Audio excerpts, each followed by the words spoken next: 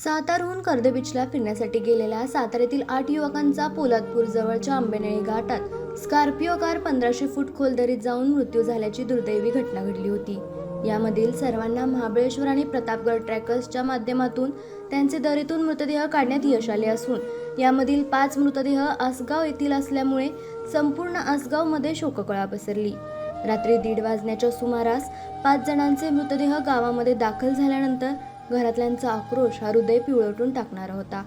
यावेळी युवकांचे मृतदेह 2 ट्रॅक्टर ट्रॉलीच्या साहाय्याने स्मशानभूमीत आणल्यानंतर एका वेळी 5 जणांवर अंत्यसंस्कार करण्यात आले।